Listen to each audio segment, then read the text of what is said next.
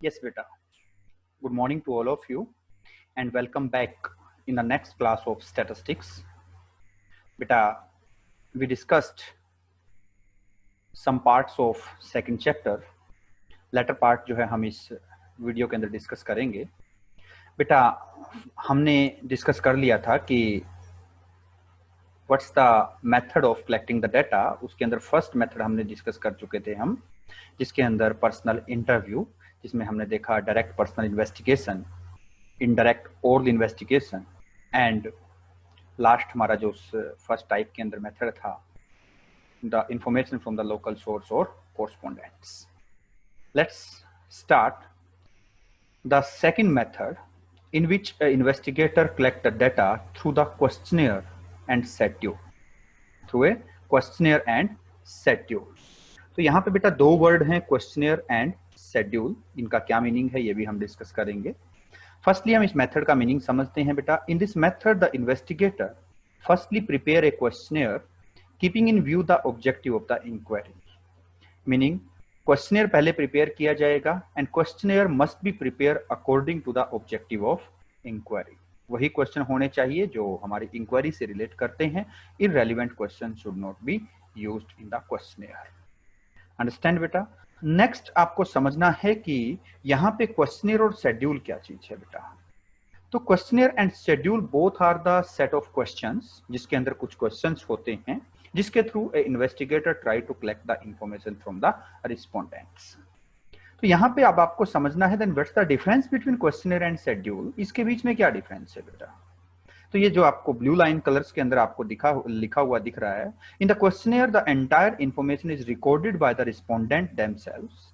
Meaning बेटा questionnaire के अंदर सारे इतने सिंपल क्वेश्चन होते हैं कि जिसको एक रिस्पोंडेंट इजीली खुद से फिल कर सकता है. But in schedule information is supplied by the respondents and recorded by the enumerator. मतलब बेटा शेड्यूल को जो फिल करता है वो करता है enumerator. Firstly enumerator ask the question from the respondent and then fill the answer of that question in the questionnaire. Yes, schedule. Understand बेटा. तो हम कह सकते हैं कि क्वेश्चनियर के अंदर जो क्वेश्चंस होते हैं वो वेरी सिंपल होते हैं जिसको एक रिस्पोंडेंट इजीली खुद से मीनिंग फिल कर सकता है. बट शेड्यूल के अंदर sometime the nature of questions can be complex, तो उसको एक इनमरेटर जो है वो फिल करता है. तो आपको समझना है बेटा that is the basic difference between questionnaire and schedule. Questionnaire is filled by the respondent themselves and the schedule is filled by the enumerator. Understand बेटा. Next, how a investigator can collect the information through the questionnaire और schedule. वो किस तरीके से questionnaire और schedule को fill करवा सकता है. तो यहाँ पे बेटा a investigator can use the two method. First method is the mailing survey method and another method is the enumerators method. What's the meaning of first method को हम पहले डिस्कस करते हैं बेटा कि the mailing the questionnaire survey. Mailing methods के through questionnaire को कैसे फिल करवाया जाता है. Mean how a investigator can get the information from the respondent through the mailing survey method. Beta, in this method, questionnaire are mailed to the respondents with a letter of request. Meaning, letter of request means बेटा कि ये इसके साथ एक request डालनी होती है. Mail में जो है मेल क्वेश्चनियर को प्रिपेयर कीजिए और वो क्वेश्चनियर रिस्पोंडेंट्स के पास मेल से भेज दीजिए, ईमेल के थ्रू भेज दीजिए और साथ में लेटर ऑफ रिक्वेस्ट डाल दीजिए कि you have to please return या रीसेंड इट आफ्टर फिल, कि इसको फिल करके आप रीसेंड कर दीजिए, हमारे पास वापस भेज दीजिए. ठीक है. मीनिंग इन दिस मेथड एक investigator firstly prepare the questionnaire according to the inquiry, according to the objective of inquiry and then send that questionnaire या mail that questionnaire to the respondent. ठीक है. With a letter of request. समझना है बेटा letter of request के बिना questionnaire को नहीं सेंड करना चाहिए. आगे एक आइडियल क्वेश्चनियर कैसा होता है, क्वेश्चनियर के अंदर कैसे क्वेश्चन होते हैं, meaning all the question related to questionnaire जो है हम आगे आने वाली स्लाइड के अंदर शॉर्ट आउट आपके जरूर करेंगे. The next one is the respondent filled the questionnaire and returns to the investigator. Meaning respondent जो है वो क्वेश्चनियर को फिल करेगा और इन्वेस्टिगेटर के पास रिटर्न कर देगा. अंडरस्टैंड बेटा। अब हम बात करते हैं कि ये मेथड कहाँ कहाँ सुटेबल रहता है। First one is where the area of study is very wide, जहां पे हमें देश विदेश के अंदर से डाटा कलेक्ट करना है, जहां पे एक इन्वेस्टिगेटर पर्सनली जो है रिस्पोंडेंट्स के साथ कॉन्टेक्ट में नहीं आ सकता, तो वहां पे वो मेलिंग मेथड को यूज कर सकता है। Next one is where the respondents are educated and qualified, जहां पे रिस्पोंडेंट एजुकेटेड है, उसके पास इंटरनेट कनेक्टिविटी है, वो उसका ईमेल अकाउंट है, वो मीनिंग अच्छे तरीके से वेल नोन है, तो हम उसको कह सकते हैं कि वहां पे हम मेलिंग या मेलिंग सर्वे क्वेश्चनियर मेथड्स को यूज कर सकते हैं। अंडरस्टैंड बेटा। अब हम इसके देखते हैं कि what's the merits and demerits of this method. First one, it is a very economical method. इसके अंदर कुछ खर्चा ज्यादा नहीं है, ना क्वेश्चनियर को प्रिंट करवाना है, केवल क्वेश्चनियर हमें बनाना है और उसको मेल के थ्रू सेंड कर देना है। मीनिंग हमें जो है सिंपल सा नेट पैक डलवा करके हम इंटरनेट के थ्रू क्वेश्चनियर को मेल करके इंफॉर्मेशन गेट कर सकते हैं। Next, in this method investigator can collect the original information, original data, क्योंकि यहाँ पे बीच में कोई भी इनमोरेटर नहीं है, यहाँ पे बीच के में जो है कोई भी लोकल पर्सन, लोकल सोर्स या कोरस्पोंडेंट्स नहीं है, किसी थर्ड पर्सन से इंफॉर्मेशन नहीं ली जा रही है। यहाँ पे बेटा बेशक से हम टेक्नोलॉजी के थ्रू इंफॉर्मेशन ले रहे हैं, लेकिन इंफॉर्मेशन डायरेक्टली रिस्पोंडेंट से मिलती है। That's why it is original method, या हम कह सकते हैं या through this method investigator can collect the original data.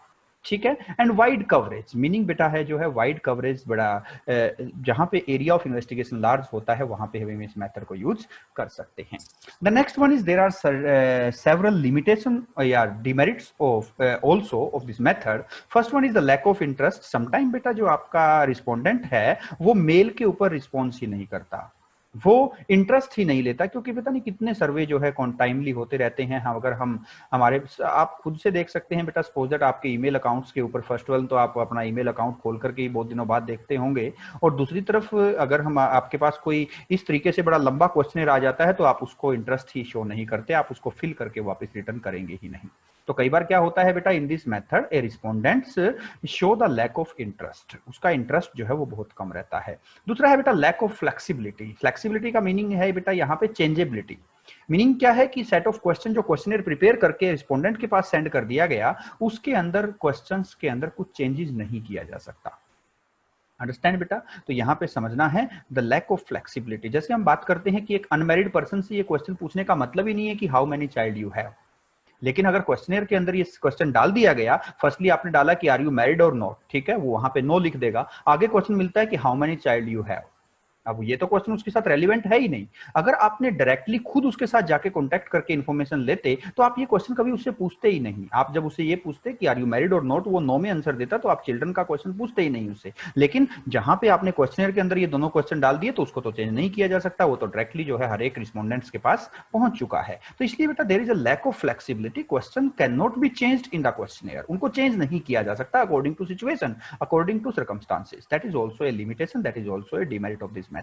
Next है बाइस्ड। कई बार बाइसनेस भी हो सकती है, क्योंकि यहाँ पे बेटा इन्वेस्टिगेटर और रिस्पोंडेंट दोनों एक दूसरे के कांटेक्ट में जो है डायरेक्टली नहीं है, फिजिकली नहीं है, तो यहाँ पे बेटा एक रिस्पोंडेंट गलत आंसर भी दे सकता है, वो अपने आंसर को मोल्ड करके भी दे सकता है, वो अपने स्टैंडर्ड ऑफ लिविंग को इंप्रूव दिखाने के लिए गलत अपनी इनकम, गलत अपने एक्सपेंडिचर्स भी शो कर सकता है। नेक्स्ट है बेटा लिमिटेड यूज। इसको वहीं पे यूज किया जा सकता है जहां पे इंटरनेट कनेक्टिविटी हो, जहां पे इन जो रिस्पोंडेंट है वो एजुकेटेड हो, जहां पे उसका ईमेल अकाउंट हो, हम इसको केवल वहीं पे यूज किया जा सकता कर सकते हैं, हर जगह पे इसको यूज नहीं किया जा सकता। Next one is the less accuracy. Accuracy भी यहाँ पे कम है, क्योंकि एक जो रिस्पोंडेंट है वो इंटरेस्ट शो नहीं करता, वो रिस्पॉन्स अच्छे से नहीं करता, इसलिए बेटा यहाँ पे डाटा, इस डाटा के ऊपर ज्यादा बिलीव नहीं किया जा सकता। अंडरस्टैंड बेटा। तो these are some merits and demerits of mailing questionnaire survey method. Hope so ये सब आपको समझ में आई होगी। Let's go for the next slide बेटा। The next is enumerator methods. Enumerator, beta, what's the meaning of enumerator?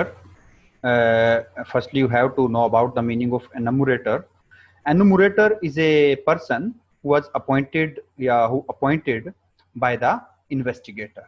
ठीक है बेटा, जिसको नम्बरेटर का मीनिंग नहीं पता वो फर्स्ट वीडियो देख सकते हैं, जिसके अंदर हमने डिस्कस किया था नम्बरेटर कौन होता है, रिस्पोंडेंट कौन है एंड इन्वेस्टिगेटर कौन है। ठीक है बेटा। तो सेकंड जो हमारा मेथड है enumerator methods. In this method a person, enumerator, who appointed by the investigator himself approach the respondent with the questionnaire. Meaning बेटा एनुमरेटर जो है वो क्वेश्चनर लेकर के रिस्पोंडेंट के पास जाता है and the questionnaire filled by the enumerator themselves by putting question are called schedules। Meaning बेटा जब एनुमरेटर जो है वो क्वेश्चनर को फिल करवाता है या क्वेश्चनर को फिल करता है from asking the question from the respondent, उस हम क्वेश्चनर को कहते हैं schedule.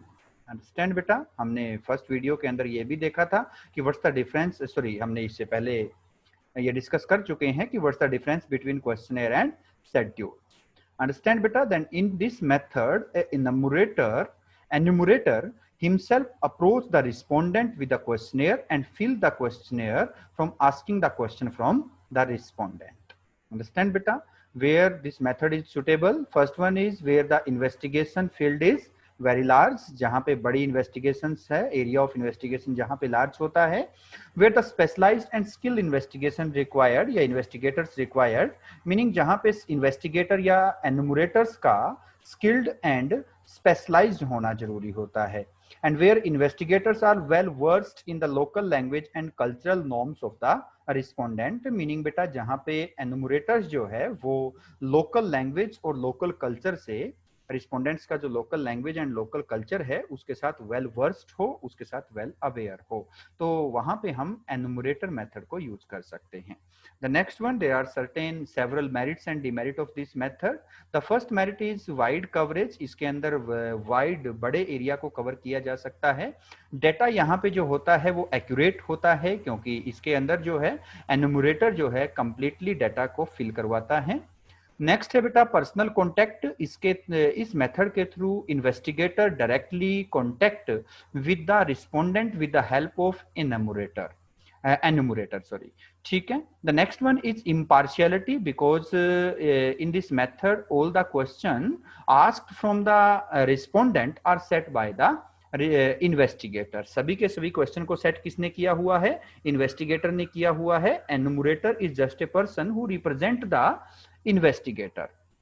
The next one is the completeness, इसके अंदर क्वेश्चनर को कंप्लीटली फिल किया जाता है, कोई भी कॉलम जो है इनकम्प्लीट नहीं रहता, क्योंकि अगर कोई कॉम्प्लेक्स क्वेश्चन है which is not easily understandable by the respondent, then the respondent can ask the meaning of this question from the enumerator. Understand बेटा, तो इसके अंदर कोई भी क्वेश्चन जो कोई भी कॉलम जो है अनफिल्ड नहीं रहता या जो है हाफ फिल्ड नहीं रहता, तो यहाँ पे कंप्लीटली जो है शेड्यूल को या क्वेश्चनियर को फिल किया जाता है।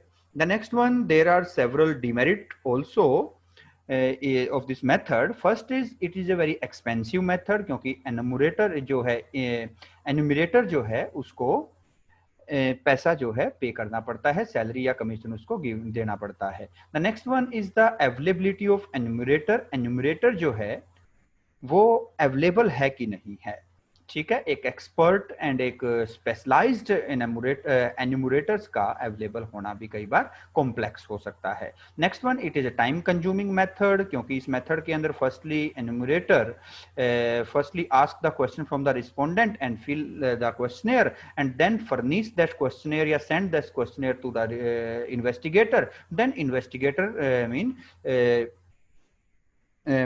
conduct the investigation. That's why it is a time consuming method. Next, not suitable for the private investigation, क्योंकि it's include the whole huge cost, इसके अंदर cost भी ज्यादा आती है, efforts भी ज्यादा आता है और time भी ज्यादा होता है।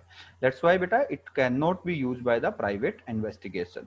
Next one, this method can be partial, जो enumerator है वो कई बार partial हो सकता है, वो कई बार partiality कर सकता है। तो these are some merits and demerit of enumerators method.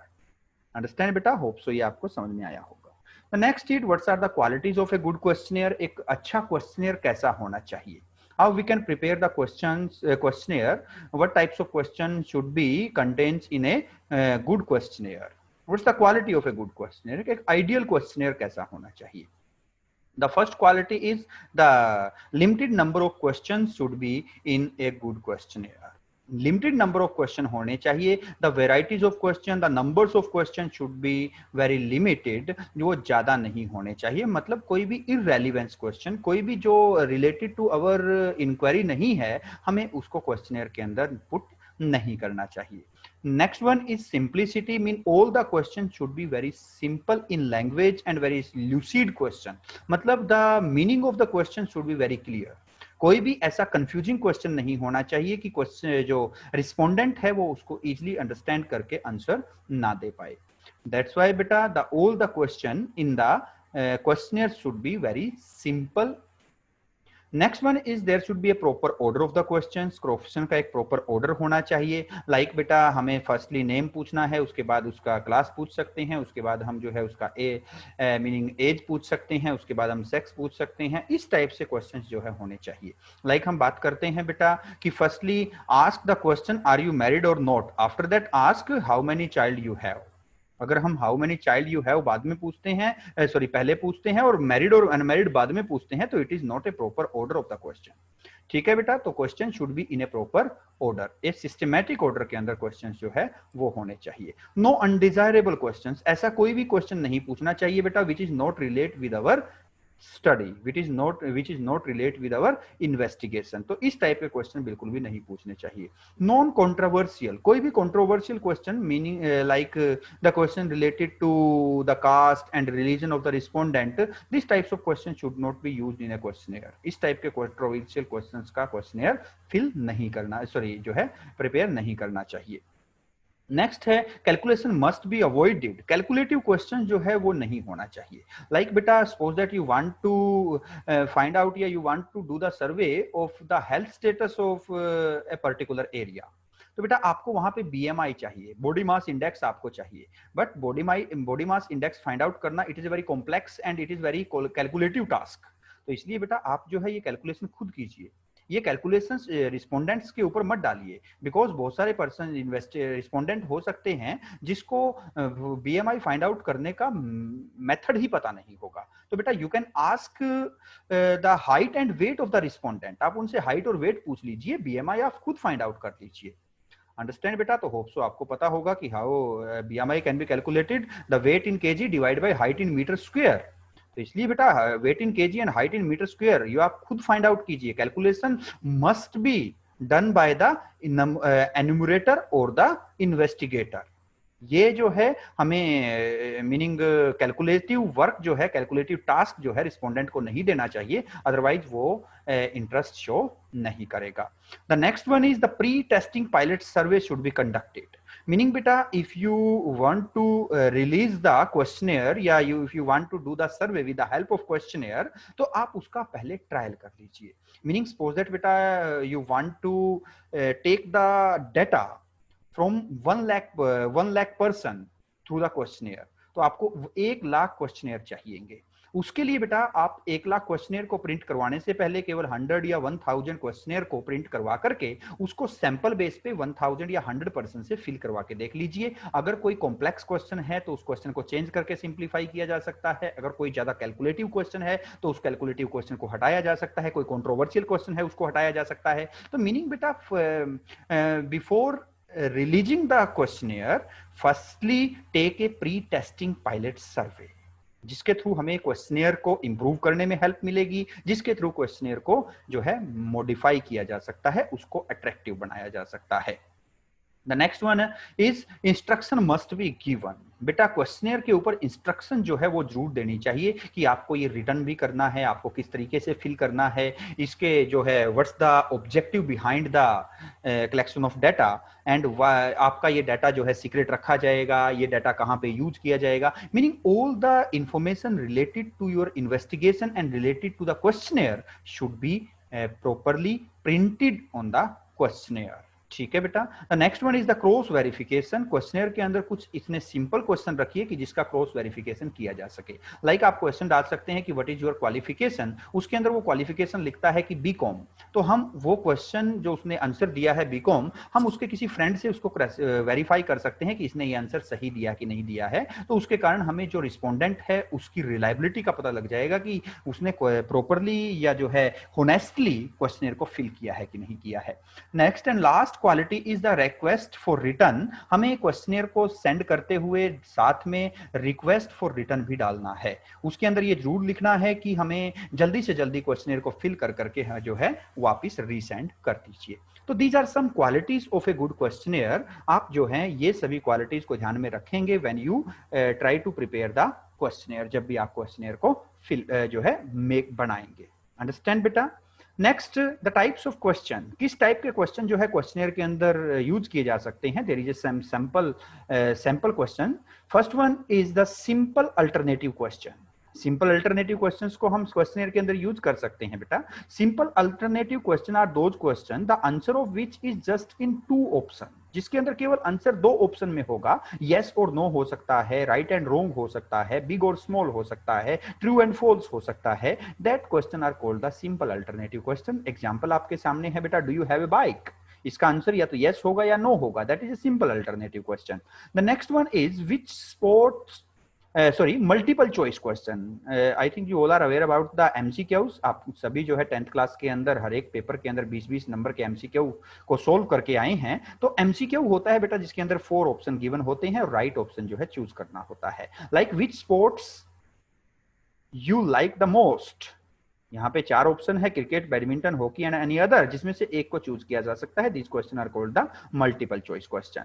Next one is the specific information question. कुछ स्पेसिफिक इन्फॉर्मेशन क्वेश्चंस को यूज किया जा सकता है जिसके अंदर 1 वर्ड आंसर आएगा और स्पेसिफिक आंसर होगा। लाइक व्हाट्स योर एज, यहाँ पे आपकी एज क्या है? We can not give the option here, हम यहाँ पे ऑप्शन तो नहीं दे पाएंगे, इसलिए वो लिख सकता है कि 16 year. That is the specific answer question जिसके अंदर स्पेसिफिक इन्फॉर्मेशन मिलती है। आपके पास एक और सैंपल है, in which class do you read. आप कौन सी क्लास के अंदर पढ़ते हैं? इसका भी 9th है, 10th है, +1 है, +2 है, बीकॉम है, एमकॉम है। तो बेटा ये क्या है? That is a specific information question.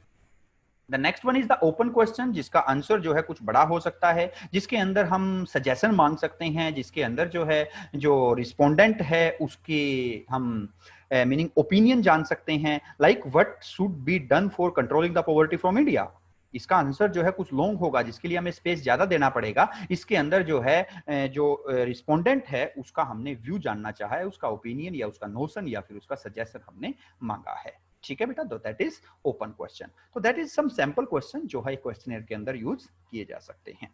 The next one is the example of an ideal questionnaire. एक आइडियल क्वेश्चनियर कैसा होना चाहिए? आपके सामने एक क्वेश्चनियर है बेटा, एक आइडियल क्वेश्चनियर है जिसके अंदर आप समझेंगे कि किस टाइप के क्वेश्चन जो है वो होने चाहिए। फर्स्ट वन बेटा, ऑब्जेक्टिव को क्लियर कर दिया गया कि what's the objective of this questionnaire. It should be या it is to know about the monthly income and expenditure of +2 student living in the hostel.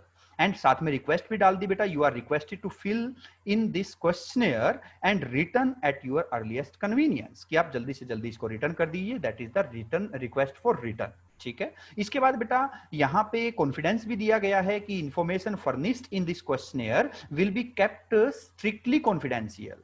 यहाँ पे क्या है? कॉन्फिडेंस दिया गया है कि आप सारी इंफॉर्मेशन होनेस्टली दे सकते हैं, आपकी इंफॉर्मेशन को लीक नहीं किया जाएगा। एंड दिस इंफॉर्मेशन जो है will be used only for the purpose of present investigation. Future में आप इस आपकी इंफॉर्मेशन को मिस यूज नहीं किया जाएगा। ठीक है बेटा, उसके बाद टाइप्स ऑफ क्वेश्चन कैसे हो सकते हैं? स्टूडेंट का नेम है, एज है, these are the specific information question. Faculty है, आर्ट, कॉमर्स, साइंस है, that is simple alternative question. Name of college, name of school, father name and address, they all are the specific information question. इसी तरीके से numbers of question जो है हो सकते हैं। फादर ऑक्यूपेशन है, इनकम है, monthly income received by the student from family, from the personal earning, पर स्कॉलरशिप, अदर्स। तो that is an example of an ideal questionnaire. Understand बेटा? तो होप सो आपको ये चीज समझ में आई होगी। The next and last method of collecting the data, that is collecting the primary data, वो है आपका बेटा telephonic interview. It is as like a personal interview. जो हमने फर्स्ट मेथड देखा था पर्सनल इंटरव्यू, लेकिन पर्सनल इंटरव्यू के अंदर हमने देखा कि जो डायरेक्ट पर्सनल इन्वेस्टिगेशन था उसके अंदर इन्वेस्टिगेटर directly या personally contact with the personally do the contact with the investigator, so the respondent. But in this method investigator contact with the respondent but not personally. In this method he established the contact with the help of telephone. ठीक है बेटा, तो that method is telephonic interview, meaning when A investigator collect the information from the respondent with the help of telephone. Understand beta? Then in this method investigator take the information from the respondent on the telephone, वो mobile phone या फिर telephone के through data collect करता है। Merits क्या है बेटा? Data इसके अंदर ओरिजिनल होता है। इसकी मेरिट एज लाइक जो आपका डायरेक्ट पर्सनल इन्वेस्टिगेशन था उसी की तरह होती है, क्योंकि यहाँ पे भी इन्वेस्टिगेटर डायरेक्टली कॉन्टैक्ट करता है, बट यहाँ पे डिफरेंस ये है कि टेलीफोनिकली कॉन्टैक्ट होता है, पर्सनली कॉन्टैक्ट नहीं होता। इसलिए मेरिट इन दोनों मेथड्स की ऑलमोस्ट इक्वल है बेटा। फर्स्ट वन इज ओरिजिनलिटी, क्योंकि डायरेक्टली रिस्पोंडेंट से डाटा लिया जाता है, that's why data is original and data is accurate and we can believe on that data, the data is reliable. ठीक है बेटा, दीज आर सम मेरिट्स। और demerits क्या है? पर्सनल बाइस हो सकता है, क्योंकि यहाँ पे पर्सनली कॉन्टैक्ट में एक इन्वेस्टिगेटर एंड रिस्पोंडेंट नहीं है, तो रिस्पोंडेंट कई बार गलत इंफॉर्मेशन भी दे सकता है। नेक्स्ट इज लिमिटेड एक्सेस, इसको वहीं पे यूज किया जा सकता है जहां पे रिस्पोंडेंट के पास टेलीफोन कनेक्शन है, जहां पे उसके पास इंटरनेट, जहां पे उसके पास नेटवर्क कनेक्टिविटी है, वहीं पे इस मेथड को यूज किया जा सकता है। तो these are some merits and demerits of this telephonic interview. Understand beta? Let's go for the next slide. The main source of errors in the collection of data. Data को collect करते हुए कौन से errors आ सकते हैं? ठीक है बेटा, what's the meaning of errors? आपको पता होगा कि एरर्स क्या होता है। सम मिस्टेक, आपको पता है बेटा, टू इर इज ह्यूमन, मतलब गलती करना इंसान का एक नेचर है, हर एक इंसान गलती करता है। मशीन गलती नहीं करती, मशीन को जो इंस्ट्रक्शन दी जाएगी वो उसी तरह काम करेगी, लेकिन human beings can do the mistake. To err is human, understand बेटा? तो इसलिए बेटा कोई ना कोई डाटा कलेक्शन के अंदर मिस्टेक भी हो सकती है। तो सबसे पहले किस टाइप्स की मिस्टेक हो सकती है? Like the measurement of objects, object को गलत मेजर कर लिया जाए। लाइक स्केल ऑफ मेजरमेंट गलत यूज कर लिया जाए, या डिग्री ऑफ एप्रोक्सीमेशन गलत यूज कर लिया जाए। जैसे डिफरेंट जो एनुमरेटर्स हैं वो अलग अलग स्केल को यूज कर लेते हैं। अलग अलग स्केल का मतलब क्या होता है बेटा? लाइक एक एनुमरेटर ने यूज किया है स्केल कि वो पर मंथ जो है फाइंड आउट करता है एक्सपेंडिचर्स को, दूसरे ने पर क्वार्टर यूज कर लिया, तीसरे ने पर 6 मंथ यूज कर लिया, फोर्थ ने जो है वो पर ईयर जो है यूज कर लिया। अब हम किसी की बात करते हैं कि 10,000 per month and 10,000 per year, there can be create a huge difference. ठीक है बेटा, that is the scale of measurement. Measurement का स्केल दोनों ने अलग अलग यूज कर लिया, दोनों ने पर कैपिटा एक्सपेंडिचर्स का डाटा कलेक्ट किया, लेकिन एक ने वो डाटा पर मंथ कलेक्ट कर लिया, दूसरे ने वो डाटा जो है पर ईयर कलेक्ट कर लिया, और उसके कारण क्या हुआ? मिस्टेक हुई। सपोज दैट मिस्टर ए कहता है कि माय पर कैपिटा या per month expenditure is 10,000 rupees, दूसरे ने कहा कि my per year expenditure is 10,000 rupees. तो mister A is rich as compare to mister B, लेकिन जहां पे हमने स्केल को इग्नोर कर दिया, हमने केवल 10,000 को देख लिया, पर मंथ या पर ईयर को जो है हमने यहाँ पे मिस कर दिया, उसको हमने यूज नहीं किया, उसको ध्यान में नहीं रखा, तो बेटा वहां पे जो है हमें गलत कंक्लूजन मिल सकता है।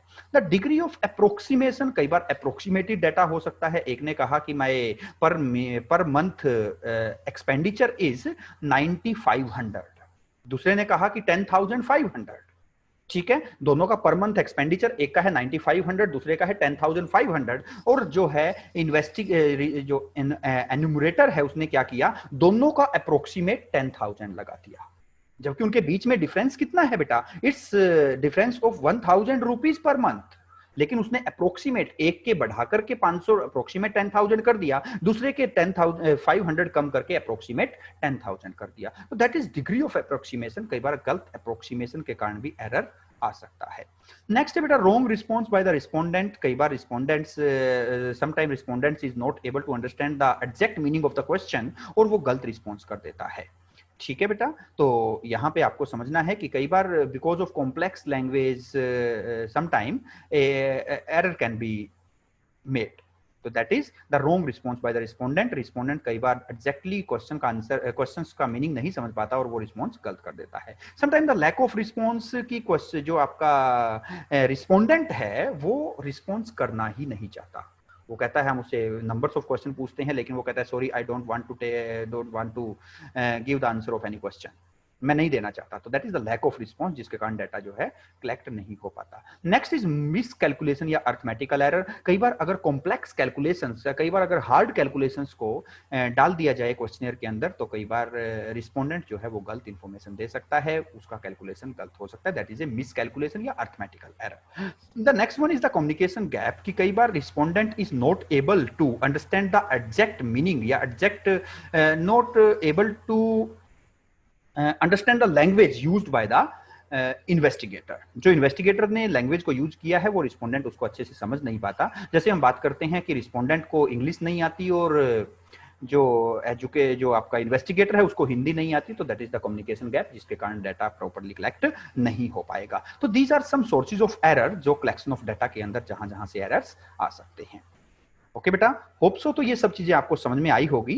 नेक्स्ट टाइम हम बेटा कलेक्शन ऑफ सेकेंडरी डाटा की बात करेंगे। तो यहाँ पे आज तक इन 2 वीडियो के अंदर हमने जो देखा वो था कि what's the meaning of data, why we collect the data, and what's are the sources of collection of data, and what's are the methods of collection of data. ये सभी हमने प्राइमरी डाटा के बारे में पता किया कि what's are the methods of collecting the primary data. Next हम यूज करेंगे, नेक्स्ट वीडियो के अंदर हम देखेंगे बेटा कि what are the methods of collecting the secondary data।